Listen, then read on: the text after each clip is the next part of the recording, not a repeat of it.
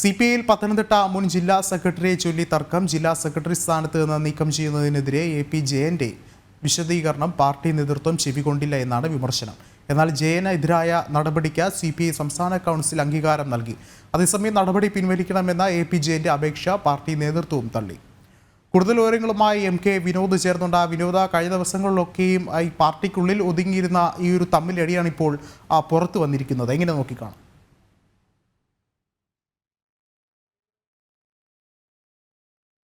തീർച്ചയായും ഏതാനും ആഴ്ചകൾക്ക് മുമ്പാണ്, അതായത് ഒരു മാസം മുമ്പാണ് പത്തനംതിട്ട ജില്ലാ സെക്രട്ടറിയെ CPI തലസ്ഥാനത്ത് നിന്ന് നീക്കം ചെയ്യുന്നത്. AP ജയൻ അനധികൃത സ്വത്ത് സമ്പാദനം നടത്തി എന്നുള്ള പരാതിയുടെ അടിസ്ഥാനത്തിൽ, അത് മാത്രമല്ല അവിടുത്തെ വനിതാ ജനപ്രതിനിധിയോട് മോശമായി പെരുമാറി തുടങ്ങിയ പരാതിയുടെയൊക്കെ അടിസ്ഥാനത്തിൽ ജില്ലാ സെക്രട്ടറി സ്ഥാനത്ത് നിന്ന് AP ജയനെ നീക്കം ചെയ്യുകയായിരുന്നു. എന്നാൽ ഇതിനെ സംബന്ധിച്ച് കൃത്യമായ മറുപടി AP ജയൻ നൽകിയിരുന്നു, വിശദീകരണവും നൽകിയിരുന്നു. പക്ഷേ ജയന്റെ വിശദീകരണം പൂർണ്ണമായി കേൾക്കാതെ പാർട്ടി ഏകപക്ഷീയമായ നടപടി സ്വീകരിച്ചു എന്നാണ് ഇന്ന് ചേർന്ന സംസ്ഥാന കൗൺസിലിൽ സംസാരമുണ്ടായത്. AP ജയനും ഉണ്ടായിരുന്നു. അദ്ദേഹം എഴുന്നേറ്റ തന്റെ ഭാഗം പറയാൻ വേണ്ടി ശ്രമിച്ചുവെങ്കിലും പാർട്ടി നേതൃത്വം ഇടപെട്ടത് തടഞ്ഞു.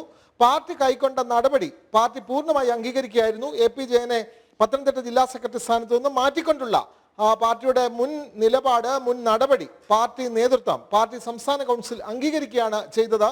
പാർട്ടിയുടെ പത്തനംതിട്ട ജില്ലയുടെ ചുമതല മുല്ലക്കര രത്നാകരനാണ് കഴിഞ്ഞ ആഴ്ച ചേർന്ന നേതൃയോഗം നൽകിയത്. പക്ഷേ മുല്ലക്കര രത്നാകരൻ ആ സ്ഥാനം ഒഴിയുകയാണ് ഉണ്ടായത്. കാരണം പത്തനംതിട്ട ജില്ലാ നേതൃത്വത്തിൽ വലിയ തർക്കങ്ങൾ നിലനിൽക്കുന്നു, അതുകൊണ്ട് തനിക്ക് സ്ഥാനം മുന്നോട്ട് കൊണ്ടുപോകാൻ കഴിയില്ല എന്ന് മുല്ലക്കര രത്നാകരൻ അറിയിക്കുകയായിരുന്നു. അതേ തുടർന്ന് CK ശശിധരന് പത്തനംതിട്ട ജില്ലയുടെ ചുമതല ഇപ്പോൾ നൽകിയിരിക്കുകയാണ്.